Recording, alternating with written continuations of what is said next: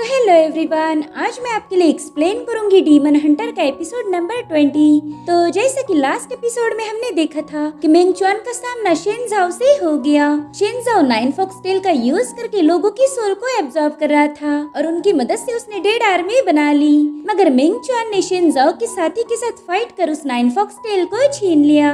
अब आगे तो हम देखते कि लियू बाई मेंग चुआन के फादर से मिलने पहुंच चुका है। उन्होंने लियू बाई के लिए ढेर सारी डिशेस बनाई थी। वो दोनों बात ही कर रहे थे कि तभी वहाँ पर मेंग चुआन पहुंच जाता है। उसके फादर उससे कहते कि देखो तुमसे मिलने कौन आया है, ये है तुम्हारे मास्टर लियू बाई। मगर ये दोनों तो पहले ही मिल चुके हैं और उनके चेहरों से ये बात पता भी चल रही थी। अब लियू बाई मेंग चुआन से पूछता है कि जो चीज तुम लाने गए थे क्या वो तुम्हें मिल गई। दरअसल वो डीमन पिल के बारे में बात कर रहा था। तो मेंग चुआन वो पिल दिखाते हुए कह रहा था कि आपको यकीन नहीं होगा कि ये पिल मैंने किससे छीनी है। वेल ये पिल शेन झाओ के पास थी। ये सुनकर लियू बाई थोड़े से शॉक हो गए। वो कह रही थी ना ऐसा नहीं हो सकता, मैं अभी भी उसकी डेड बॉडी देख के आया हूँ। दरअसल मैं विलेज के बाहर मौजूद डीमंस के अड्डे पर गया था और वहीं पर शेन झाओ मरा पड़ा हुआ था। तो मेंग चुआन कहता है कि वो कोई और होगा, मैं खुद शेन झाओ से फाइट करके आया हूँ। जिस पर लियू बाई बताते हैं कि उसका फेस पूरी तरह से डिसॉल्व हो चुका था, मानो ऐसा लग रहा था कि किसी ने उसे ब्रूटली खत्म कर दिया हो।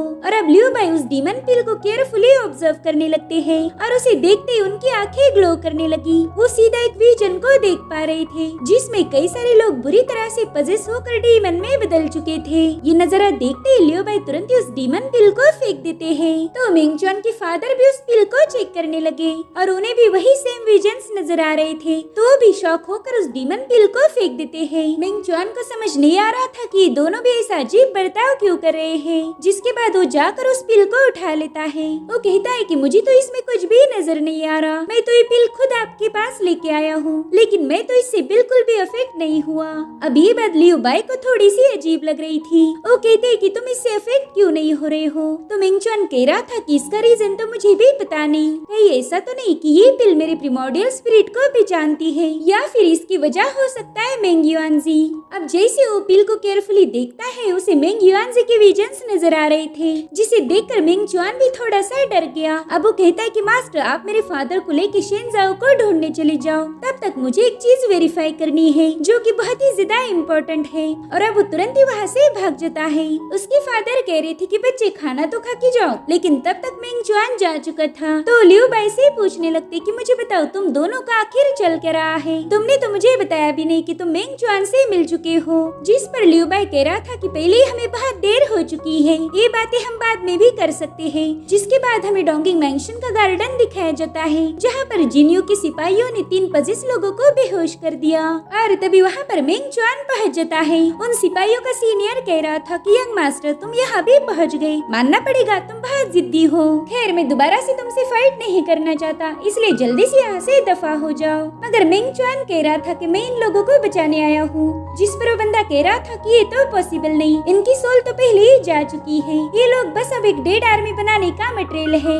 भले ही तुम्हारा मास्टर लियू बाई भी इन्हें बचाने की कोशिश करे मगर वो भी फेल हो जाएगा। तो मेंग चुआन उन्हें डीमन पिल दिखाते हुए कह रहा था ये डीमन पिल उन्हें बचा सकती है क्योंकि इन सबकी सोल्स इसके अंदर कैद है। वो बंदा तो शॉक होकर इस पिल को घूर रहा था। तभी मेंग चुआन कहता है चलो फालतू की बातें मत करो, मुझे इस पिल को एक बार ट्राई करने दो। तो वो बंदा कहता है ठीक है, लेकिन बस इन्हें जिंदा करने के लिए मैं तुम्हें अलाउ कर रहा हूँ, मेरे साथ अगर कोई और गेम खेलोगे तो मैं तुम्हें मार दूंगा। जिसके बाद मेंग चुआन उन सभी की बॉडीज को ठीक से लाइन करके डीमन पिल को बाहर निकाल लेता है। साथ ही मेंग चुआन ने अपनी पावर्स भी उसमें ऐड कर दी जिससे वो पिल ग्लो होते हुए एक्टिवेट हो जाती है। उसमें से पिंक कलर की रोशनी बाहर निकलकर उन लोगों में चली गई। दरअसल ये उनकी सोल्स थी जो अपने आप उन लोगों की बॉडी में एंटर कर रही थी और फिर थोड़ी देर में वो लोग क्योर हो गए। ये देखकर तो वहाँ मौजूद सिपाहियों के होश ही उड़ गए। मगर तभी इन पर स्नेक अटैक हो जाता है जो किया था शेन झाओ के डीमन पपेट ने, मगर वो सिपाही उसके अटैक को समय रहते रोक चुके थे। मेंग चुआन का ध्यान भी इन्हीं लोगों पर था और तभी शेन झाओ का दूसरा पपेट वहाँ आके उस पिल को ग्रैब कर लेता है। ये देखकर सिपाहियों ने उसके साथ फाइट करना शुरू कर दी, मगर वो बंदा उनके हर एक अटैक को डॉज कर रहा था। इसी दरमियान उसके हाथ से डीमन पिल ऊपर उछल गई जिसे मेंग चुआन तुरंत ही कैच कर लेता है। तब तक वहाँ पर शेन झाओ भी पहुँच गया। वो कह रहा था अरे अरे बस थोड़े से रह गया, वरना ये पिल अभी मेरे हाथ में होती। अब इन तीनों डीमंस ने इन लोगों को घेर लिया था। मिंग चुआन उस सोल्जर से कह रहा था कि अब नौटंकी बंद कर दो, मुझे पता है कि ये सब तुम्हारा ही किया धराया है। शिनजाओ मेरी असेसमेंट है, जिस पर वो सीनियर सोल्जर कह रहा था कि तुम्हारे हिसाब से डोंगिंग मेंशन की तबाही भी हमने ही की होगी। जिस पर मिंग चुआन कह रहा था हाँ बिल्कुल मुझे तो यही लग रहा। तो वो बंदा कहता है कि भले ही मुर्दों को जलाना हो या फिर शहर में कर्फ्यू लगाना, ये सब तो हमने बस हमारे गॉड को बचाने के लिए किया, जो कि तुम हो। ये सुनकर तो मिंग चुआन हैरान हो जाता है, क्योंकि ये बंदा उसे गॉड बुला रहा था। जिसके बाद इन लोगों ने तुरंत ही उन डीमंस के साथ फाइट करना शुरू कर दी। सीनियर सोल्जर सीधे शिनजाओ से भिड़ गया था, तो शिनजाओ उसे भी अपने कंट्रोल में लाने के लिए अपनी डिमोनिक किल को बाहर निकाल लेता है। वो उसी किल से इस बंदे के अटैक को रोकते हुए अपना हथौड़ा भी बाहर निकाल चुका था, लेकिन वो सीनियर तुरंत ही जंप लगा के पीछे चला गया। वो मिंग चुआन से कह रहा था कि तुम यहाँ से जल्दी से चले जाओ, क्योंकि अब तुम्हारी असेसमेंट आ चुकी है। तो मिंग चुआन तुरंत ही वहाँ से भागना शुरू कर देता है। वो बंदा बता रहा था कि तुम्हारे पास बस आज का ही दिन है, खुद को साबित करो, और वैसे भी इन डीमंस को तुम्हारे असेसमेंट के बारे में पता है, तो ये उसमें रुकावटें डालने की कोशिश जरूर करेंगे। इधर शिनजाओ खुश होकर बता रहा था कि तुम बेवकूफों को तो मेरी प्लानिंग के बारे में कुछ भी पता नहीं, और फिर वो भी मिंग चुआन की तरफ निकल पड़ता है। अब वो सिपाही अपने सीनियर से कह रहे थे कि डीमंस तो बहुत चालाक है, इन्हें तो असेसमेंट के बारे में पहले से ही पता था। जिस पर वो बंदा कह रहा था कि अब इस बारे में बात करके कोई फायदा नहीं, असेसमेंट तो शुरू होने वाली है। इधर जिन्यो कह रही थी कि मिंग चुआन अगर तुम इस परीक्षा में पास हो गए तो फिर तुम भी कांग युआन की हेरिटेज को डिवाइड करने के गेम में एंटर कर लोगे। इधर मिंग चुआन डोंगिंग मेंशन की तरफ भागते हुए कह रहा था कि पता नहीं मेरे दिमाग में सोल को वापस बॉडी में डालने की आइडिया कहाँ से आई होगी। ज़ैंग शिंग क्या काम तुम्हारा था, क्योंकि मुझे तो पता भी नहीं कि उस डीमन पिल से हम लोगों को दोबारा से जिंदा कर सकते हैं। ये सुनकर ज़ैंग शिंग भी कंफ्यूज हो गया, क्योंकि ये रिजरेक्शन मेथड तो उसे भी पता नहीं थी। और तभी वो युआन जी के फॉक्स को देखता है, जो कि वहाँ पर आराम कर रही थी। वो समझ गया कि फॉक्स ही उनकी मदद कर रही है, और तभी मिंग चुआन को बेल्स की आवाजें आने लगती है। वो ज़ैंग शिंग से इसके बारे में पूछने लगता है, तो ज़ैंग शिंग तुरंत ही अपनी जगह से उठ के फॉक्स के पास चला गया। वो कह रहा था कि मिंग चुआन तुम्हारी असेसमेंट शुरू होने वाली है, याद रखना यही तुम्हारा फ्यूचर डिसाइड करेगी। मुझे माफ करना, लेकिन मुझे ये करना ही होगा।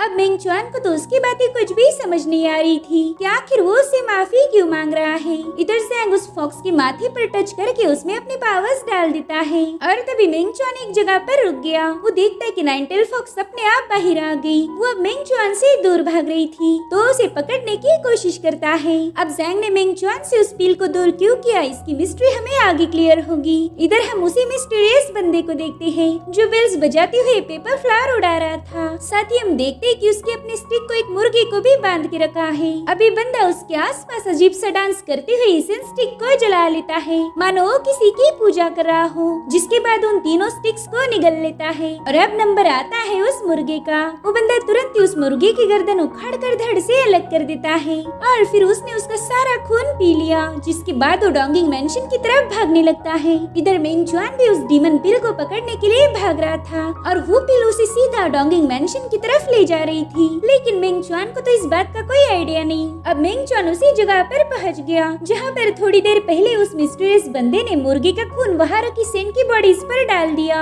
मिंग चुआन देखता है कि वहाँ पर तो कोई बॉडी नहीं, बस वहाँ पर खून गिरा हुआ था। तो मिंग चुआन तुरंत ही उस डीमन पिल को उठाकर वहाँ से बाहर आ जाता है। वो देखता है कि वहाँ पर काफी अजीब सा ऑरा रिलीज हो रहा है, साथ ही उसे बेल्स की आवाजें आने लगती है। दरअसल उस मिस्टीरियस पर्सन ने उन मरे हुए सेंट्स को अपने वश में कर लिया था, और अब वो तीनों भी उसे फॉलो करने लगते हैं। अब ज़ैंग शिंग मिंग चुआन को बता रहा था कि कुछ टाइम पहले युआन डायनेस्टी के शेनरुओ को पता चला कि कुछ लोगों में प्रिमोर्डियल स्पिरिट होती है, लेकिन शेनरुओ को इस बात पर यकीन नहीं था। तो उसने इस मामले को इन्वेस्टिगेट करने के लिए एक बंदे को भेजा है। और तभी ज़ैंग अचानक से सीरियस होकर कहता है कि मिंग चुआन वो आ चुका है, तुम्हारी असेसमेंट यहीं पर है, बस तुम रिलैक्स रहो, गहरी सांस लो और पीछे मुड़ो। तो मिंग चुआन भी वैसा ही करता है। जैसे वो पीछे मुड़ा वो देखता है कि एक अजीब सा दिखने वाला बंदा उसके एकदम करीब है। मिंग चुआन तो उसे अचानक से देखकर बहुत ज्यादा डर गया था। वो बंदा उससे कहता है कि अच्छा तो तुम हो जिसके पास है प्रिमोर्डियल स्पिरिट, वाकई तुम तो बहुत यूनिक हो। तो मिंग चुआन अपनी पावर्स को एक्टिवेट करते हुए बड़ी ही तेजी से पीछे हट जाता है, मगर ऐसा करते ही उसे ब्लड की वोमिटिंग हो रही थी। ज़ैंग शिंग कह रहा था कि तुम अपनी ची पावर्स को यूज नहीं कर सकते हो, बेवकूफी मत करो वरना असेसमेंट में फेल हो जाओगे। इधर वो बंदा भी मिंग चुआन से कह रहा था कि नर्वस मत हो, आराम से काम लो, देखो तुम्हारी ये डीमन पिल गिर गई है। दरअसल दरअसल वो पिल उसके हाथ में थी, जो देख मेंगचुआन काफी ज्यादा कंफ्यूज हो गया, क्योंकि पहला तो वो पिल उसके पास थी। अब वो बंदा उसे कह रहा था कि आओ मेरे पास और इस पिल को ले लो, तुम्हें डरने की कोई जरूरत नहीं। तो मेंगचुआन अपनी इनविजिबल स्वॉर्ड को एक्टिवेट करना शुरू कर देता है, जो कि वो बंदा देख नहीं पा रहा था। अब मेंगचुआन उससे कहता है कि वो डीमन पिल मेरे हवाले कर दो। तो बंदा उस पिल को आगे बढ़ाते हुए कह रहा था कि अगर मैं इसे ना दूं तो तुम मेरा क्या कर लोगे, कहीं तुम मुझे मार तो नहीं दोगे। और ये सुनकर मेंगचुआन ने तुरंत ही उस पर अटैक कर दिया, मगर वो काफी ज्यादा चौंक जाता है, क्योंकि उस बंदे ने मेंगचुआन की इनविजिबल स्वॉर्ड के अटैक को रोक लिया था, यानी कि वो सब देख सकता है। और अब वो मेंगचुआन को पीछे ढकेल देता है, तो दोबारा से उस पर हमला करने चला गया। वो बंदा मेंगचुआन के साथ फाइट करते हुए कह रहा था कि मुझे तुम्हारी प्रिमोर्डियल स्पिरिट को देखना है। वो बड़ी ही तेजी से मेंगचुआन के हर एक अटैक को डिफेंड करता जा रहा था। तो मेंगचुआन तुरंत ही अपनी वाटर टेक्निक को भी एक्टिवेट कर लेता है, मगर उसी वक्त वो बंदा अपनी पावरफुल ऑरा रिलीज करना शुरू कर देता है, जो कि इतनी खतरनाक थी कि मेंगचुआन की वाटर शील्ड ब्रेक हो गई। अब वो बंदा थाल बजाते हुए कुछ साउंड वेव को रिलीज करना शुरू कर देता है, जिससे मेंगचुआन को बहुत ज्यादा तकलीफ हो रही थी। उसके साथ साथ पहली बार ज़ैंग को भी दिक्कत होने लगती है। इससे पहले तो मेंगचुआन के प्रिमोर्डियल स्पिरिट को हर्ट करने की किसी में हिम्मत नहीं थी, लेकिन आज ये काम इस बंदे ने कर दिखाया। और अब और कुछ साउंड वेव रिलीज करते हुए इन दोनों को घुटनों पर लेके आता है। वो मेंगचुआन के पास जाकर कह रहा था कि मेरे इतने सारे पावरफुल ब्लोज को तुम झेल पाए, मगर अभी भी तुम्हारी प्रिमोर्डियल स्पिरिट डिस्ट्रॉय नहीं हुई। वाकई मुझे इस बात का बहुत अफसोस है कि मैं तुम्हारी प्रिमोर्डियल स्पिरिट को खत्म नहीं कर पाया। मेरी इतनी सारी पावर किसी काम की नहीं। मुझे पता नहीं था कि कांगयुआन रेल्म की प्रिमोर्डियल स्पिरिट इतनी स्ट्रांग होती है। मेंगचुआन तुम बहुत लकी हो कि तुम्हारे पास इतनी पावरफुल प्रिमोर्डियल स्पिरिट है, और अब तो मैं उसे देखने के लिए तड़प रहा हूँ। मैं जानना चाहता हूँ कि आखिर तुम्हारी स्पिरिट किस चीज से बनी है।